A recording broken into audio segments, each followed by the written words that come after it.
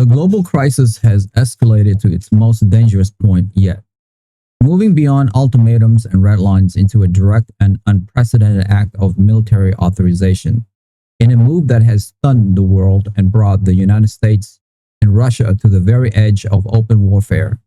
President Donald Trump has personally authorized Ukrainian President Volodymyr Zelenskyy to use American-supplied long-range missiles to conduct strikes against the political and cultural hearts of the Russian Federation, the capital city of Moscow and the historic city of St. Petersburg. This shocking development, confirmed by both the White House and the Ukrainian presidential office, effectively deputized Ukraine to carry out an attack that the United States itself has so far been unwilling to execute. The decision has shattered the remaining norms of international conduct, created a firestorm within the US government, and placed the decision to potentially ignite a world war directly into the hands of the leadership in Kyiv. The authorization was reportedly delivered during a secure phone call between President Trump and President Zelenskyy. According to sources in both Washington and Kyiv, the call was initiated by President Trump, who expressed his growing impatience with the lack of progress from the 50-day economic ultimatum. He allegedly told his Ukrainian counterpart that economic pressure was taking too long and that the Tomahawk red line was merely a defensive posture. President Trump argued that the time had come to take the gloves off and make the Kremlin feel the pain of this war in their own home. He then gave Zelenskyy a green light to use newly supplied long-range variants of the Army tactical missile system ATACMS to strike high-value military and governmental targets within Moscow and St. Petersburg. The White House, in a hastily arranged press conference, did not deny the substance of the call. In a tense briefing, the White House press secretary confirmed that President Trump had indeed authorized Ukraine to use American weapons for strikes inside Russia, framing it as a sovereign nation's right to self-defense. President Trump believed that Ukraine, as a sovereign country fighting a war for its very survival, should not have its hands tied. The press secretary stated, "The aggressor in this conflict is Russia. The targets are the military and regime facilities that are planning and executing the war against the Ukrainian people. If Russia doesn't want its command center hit, it should end its illegal invasion. The president is simply empowering our partner to defend itself without limitation." The specific weapons system at the heart of this authorization, the long-range ATACMS, is a game changer. Previous versions supplied to Ukraine had a limited range, allowing them to strike targets only in occupied Ukrainian territory. The new variants, secretly delivered to Ukraine in recent days, have a range sufficient to reach deep into Russia, including its two most important cities. This represents a monumental shift in American policy, which had for years meticulously restricted the use of its weapons to avoid just such an escalation. The potential targets discussed are of the highest strategic importance: the headquarters of the Russian Ministry of Defense in Moscow, the main buildings of the GRU, Russian Military Intelligence, key command and control bunkers, and specific military airfields and naval facilities around St. Petersburg. This directive has ignited an unprecedented crisis within the Trump administration, exposing the deepest possible divisions among his top officials. Secretary of Defense Peter Hegseth, who had previously advocated for a more muscular approach, is now in the unenviable position of managing the military consequences of a policy he reportedly did not endorse in its current form, while publicly supporting the president's decision as a bold move to restore deterrence. Sources at the Pentagon describe a state of near panic. Secretary Hegseth and the Joint Chief of Staff are said to be horrified that the authority to launch a missile that could trigger a full-scale US-Russia war has been outsourced to another country. Their primary fear is the loss of control. They are now working frantically to establish strict rules of engagement and targeting protocols with their Ukrainian counterparts, a desperate attempt to put guardrails on a policy that threatens to spiral into catastrophe. The intelligence community is in turmoil. Director of National Intelligence Tulsi Gabbard reportedly tendered her resignation to the president after the decision was made, but was refused.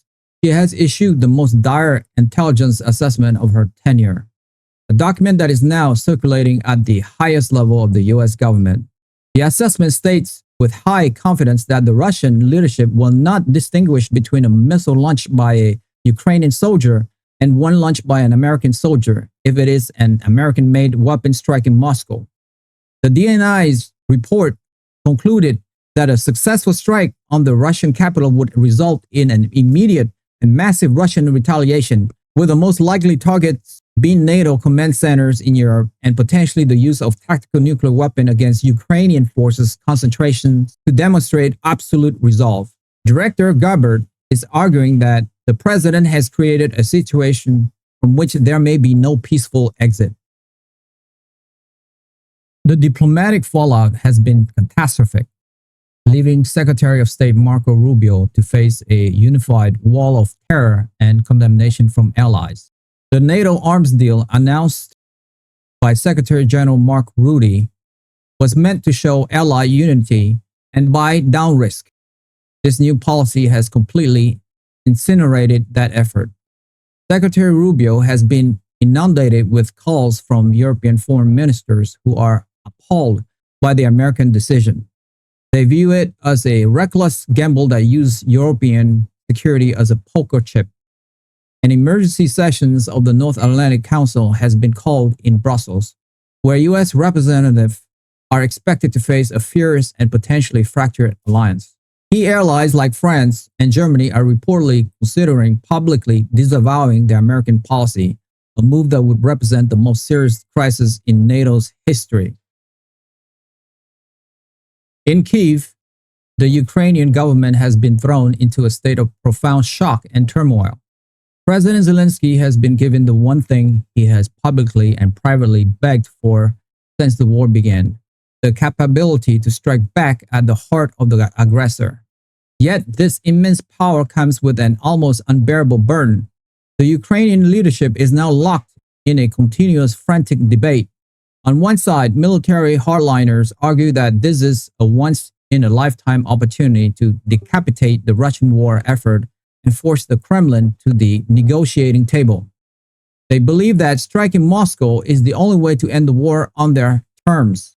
On the other side, more cautious voices are warning that launching such an attack would be an act of national suicide. They argue that it would provoke a Russian response so devastating that it could wipe the Ukrainian state off the map entirely. The decision rests on President Zelenskyy's shoulders, a choice between a potential war-winning move and a potential nation-ending catastrophe. The world now watches Kyiv. The actions of the Trump administration have turned the Ukrainian capital into the epicenter of a global nuclear crisis. The 50-day economy clock is still ticking, but it has been overshadowed by a much faster and more terrifying countdown. The authorization has been given. The American missiles are in Ukrainian hands. A single order from President Zelenskyy could send them flying towards Moscow, and in doing so, almost certainly trigger a chain of events that would lead to a direct and potentially nuclear conflict between the world's greatest military powers. President Trump's attempt to shift the burden of confrontation has instead placed the fate of the world in the hand of a nation fighting for its life, creating the most dangerous and unpredictable geopolitical moment of the 21st century. Many of my listeners, like 70%, haven't subscribed to my YouTube channel. And so many of you don't even know that you haven't subscribed. And that is actually what makes the show going. It's almost like you are making a donation to the show. So that's why I ask again and again, because it enables us to grow and grow and grow. And we're going for the long haul here. And listen, if this is your first time listening to Sokhain Rich, you don't have to subscribe. You guys, your first one's on me. But if you have watched the show before, it's like you are a freeloader now. So all I would ask you is, if you have seen the show before and you like it, help me, help my team here. Hit that subscribe and like button now, and we will continue build this show for you. That I swear. Thank you to all of you guys who have subscribed. It means a lot to me. Thank you so much. That's all for me for today. I will see you soon. Bye for now.